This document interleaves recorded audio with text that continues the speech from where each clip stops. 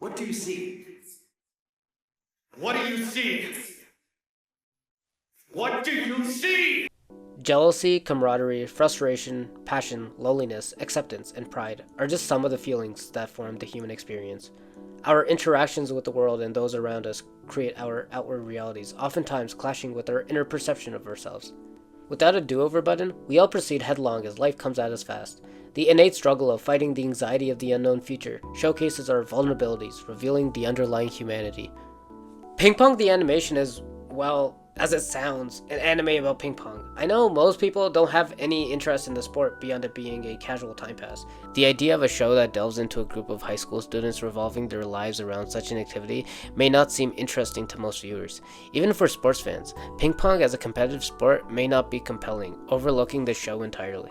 But those who do decide to give this 11-episode show a chance are greeted with something entirely different. Though, yes, it is an anime about ping pong, it doesn't revolve around the sport. Each scene isn't just another round of the sport being played out. Instead, ping pong expertly uses the sport as a vice to bring us along a journey and explore the character's struggles and growth. Ping pong excels through its well-grounded and believable characters. There are 5 characters who are pivotal to the show. Their interactions with each other define not only the plot but the characterization of themselves. Those being Sakuma Manabu, Kong Wenge, Ryuichi Kazuma, Makoto Tsukumoto, and Yutaka Hoshino. Though all the characters' stories and motivations are interlaced, for now, I would like to take a deep dive into the character of Sakuma Manabu, also known as Akuma. So Akuma is a satirical, self-centered, nerdy, and socially awkward baldy from the coveted and powerful Kaiyo Academy. He is a childhood friend of Peiko and Smile, growing up together and spending time at Tamura's table tennis dojo. He's quick-witted and blunt, with some awesome one-liners. Distinguished by his crooked eyes, exacerbated by his thick glasses, at first sight, he's introduced as an annoying side character. A perfect opponent for Peiko to face, beat, and finally get back into the groove after suffering a series of L's since the start of the series. In this supposed team-up match for Peiko, we're greeted by Akuma's analytical approach to ping pong, a stark contrast to Peiko's free and formal style. As the game starts, despite Peiko's sloppy play, we find him slightly in front. In contrast, Akuma looks unfazed, quite shocking for someone who we had seen earlier bumping his heads with Peiko and yelling at Kong. And then it all unfolds. We see Akuma's strategy. His preparation and level-headedness brings us to the single most boring and unglamorous ping pong action in the entire series.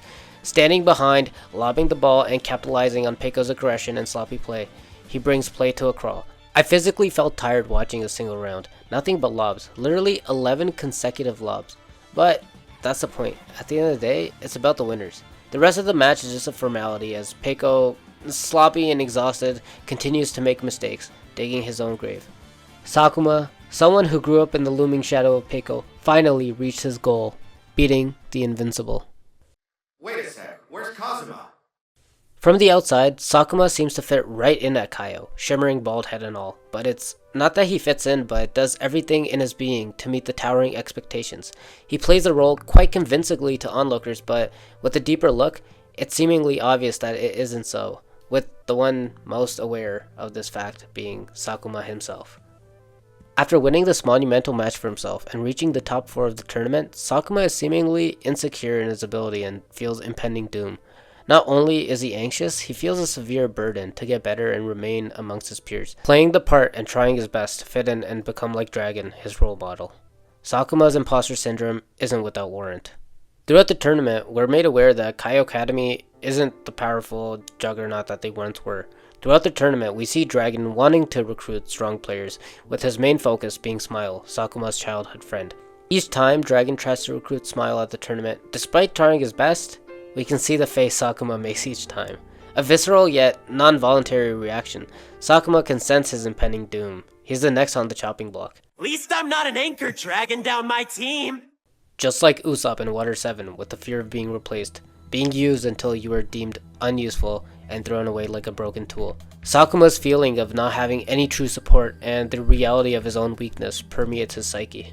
It's an utterly burdensome journey he's on. He's put in blood, sweat, and tears to get where he is now. Being a socially awkward and nerdy guy, he's revolved himself around a singular purpose to achieve what he lacks, be it popularity, glory, or just a sense of belonging. Sakuma has persevered, being denied from the team multiple times, practicing harder than anyone, being ridiculed for his analytical approach, and playing a boring style of ping pong. He sacrificed it all to get where he is now. But as often as we're reminded, the world isn't fair. Dragon doesn't look at Sakuma but straight past him to smile. Despite his strive for the top, giving it his all, he's just not good enough.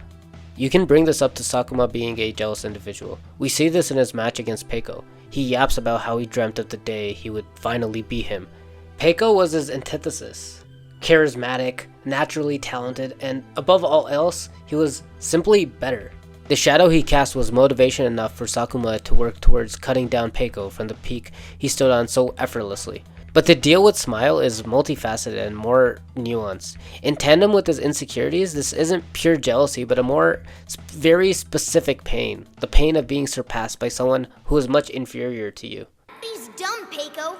I can't teach him, he just keeps sucking. Growing up together, Sakuma has always seen Smile as the worst in their ping pong trifecta.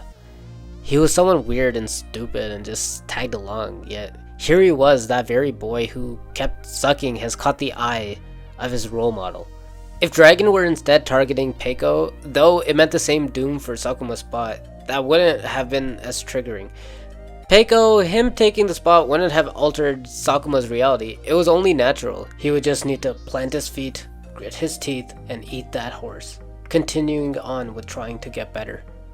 But Smile surpassing him breaks his entire reality. It wasn't like this before, how could it be now?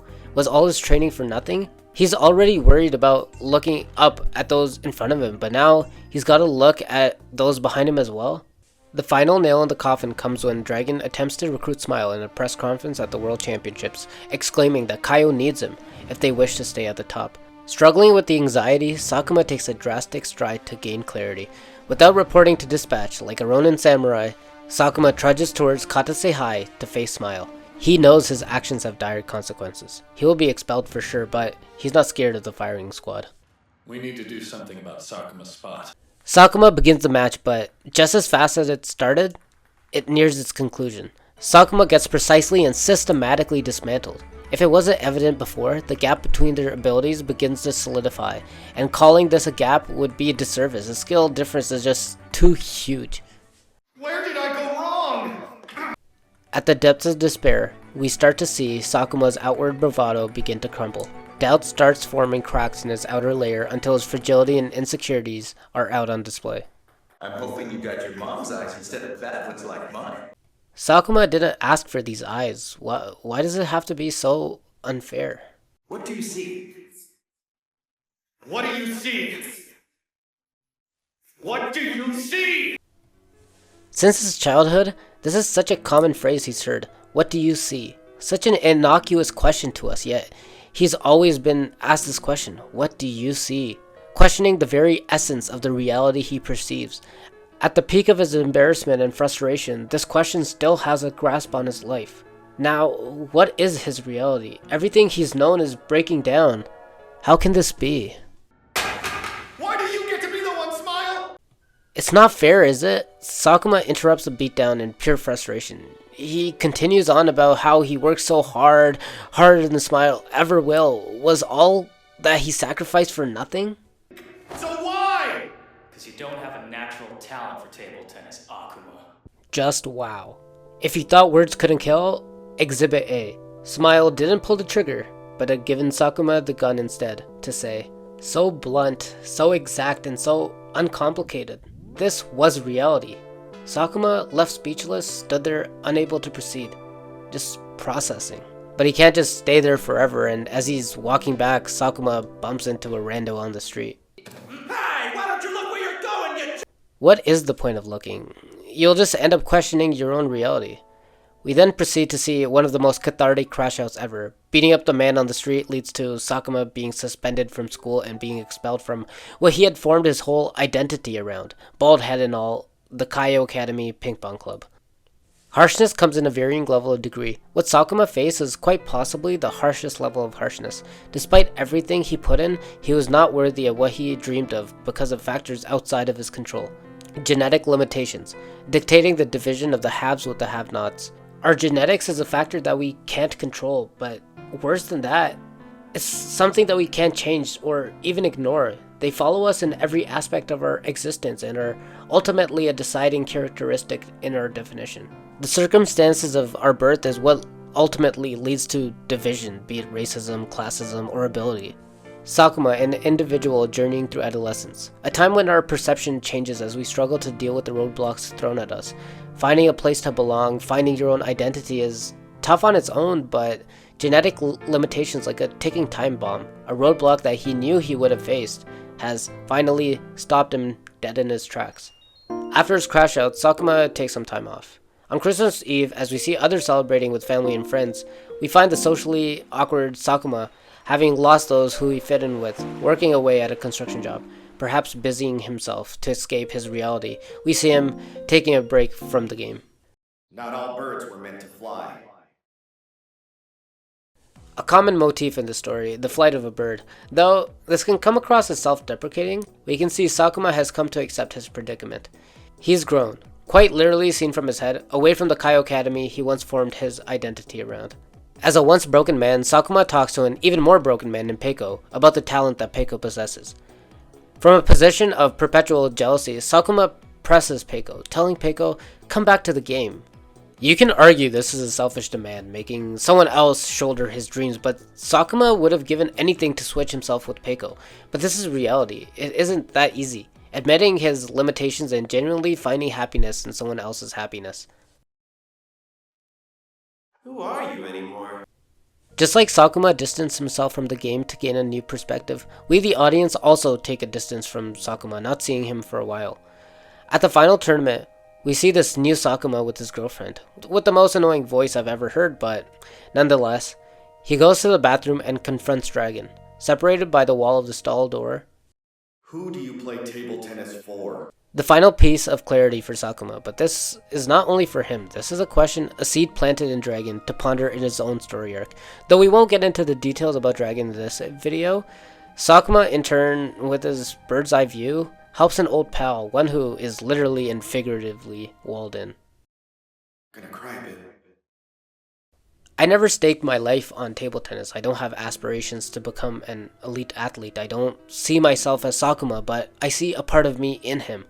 From a cocky attitude and social awkwardness to larger issues such as recognition and finding a purpose, Sakuma Manabu resembles something more than a catalyst to the plot of a sports anime.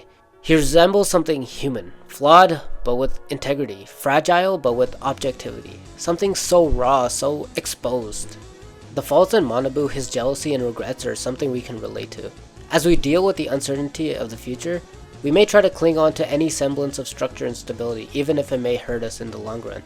As someone young, dealing with change is quite turbulent. If something was so, it has to be so. If something is so, it always had to be so. Stubbornness mistaken for maturity. When the walls of Sakuma's reality broke, what did he see?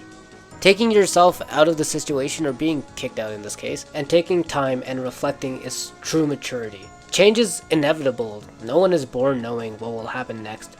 No one will go through the path of life without stumbling. But Sakuma shows us something universal. It's never too late to reflect. It's never too late to change. Lastly, to some of us, Sakuma may seem like a quitter. Even to himself, if it was up to him, he probably would have gone back and changed the way the course of his high school table tennis career went. He ended up the loser of the story of ping pong, but that's all it is, a story of ping pong. Though to some, the story in itself is analogous to life. We forget that what we're shown isn't all there is. Ping Pong the Animation shows us life through a curated and highly focused lens of 11 episodes. Despite quitting table tennis, we see at the end of the story, Sakuma has 3 children and is now going to start his own business. Though it may not be a way he had initially envisioned his life to be like, he took the cards he was dealt and navigated the winds. We all want control, and Sakuma realized there are just some things we can't control. Instead of being jealous, we see Sakuma's maturity and learning to be happy for other people's happiness. All we can do is roll with the punches and move forward. And if you're ever at rock bottom, Run till you puke your guts up. Swing till your palms are covered in blood. Won't feel any worse than you do right now.